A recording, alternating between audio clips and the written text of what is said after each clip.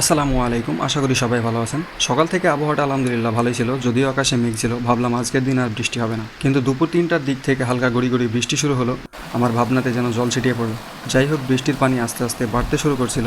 আমার বাইকটা দোকানের সামনেই রাখা ছিল, ভাবছিলাম আজ একটু নিজে নিজেই ওয়াশ করবো, কিন্তু সেটা আর হলো না। এত পরিমাণ বৃষ্টি হলো যে বাইকের মোটামুটি একটা ওয়াশ হয়ে গেল। এমনভাবে বৃষ্টি হচ্ছিল, এই পানিগুলো দেখলেই বুঝতে পারবেন। এমন সময় দেখি, আরে সাকিব আল হাসান মনে হচ্ছে, সরি ক্রিকেটার না, এই পিচ্চির নাম হচ্ছে সাকিব। তো আমাকে দেখেই ও দাঁড়িয়ে গেছে আর জিজ্ঞেস করছে, ভাইয়া ভিডিও করছেন নাকি? আমি বললাম হ্যাঁ, তুই আসিস ভিডিওতে। ভাবছেন এত বৃষ্টিতে দুইটা ছাতা নিয়ে কোথায় যাচ্ছে। ওর আব্বু আশেপাশেই কোথাও আছে, মনে হয় পানিতে আটকে গেছে, তাই ও ছাতা নিয়ে যাচ্ছে ওর আব্বুকে দেওয়ার জন্য। এদিকে দেখি বাড়ির ভিতরে পানি লোড হয়ে গেছে। আসলে আমাদের বাড়ির পাশে যে রাস্তা পাকা করার সময় উঁচু হয়ে গেছিলো, এই জন্য আমাদের বাড়িতে পানি বেঁধে দেয়। কাজ তখনও একটু বাকি ছিল। চলেন ছাদে উঠে দেখি। হ্যাঁ, যেমনটা ভেবেছিলাম তেমনটাই, প্রায় অর্ধেক ছাদ ডুবেই গেছে। আর এই অতিবৃষ্টির কারণে ছাদের যে গাছগুলো আছে তাদের অবস্থা খুব একটা ভালো না। তো চলেন পানি যাওয়ার নলটা পরিষ্কার করে দিই। আসলে ছাদের এই দিকটাতে ঢালুর মতো, তো এদিকে সব পানি এসে জমা হয়ে আর এদিকে আটকে যায়। এই পাইপটা সেট করা হয়েছে পাশ দিয়ে অ্যাঙ্গেল করে, যাতে পানি নিচে না পড়ে, টিনের ওপর দিয়ে বাইরে গিয়ে পড়ে।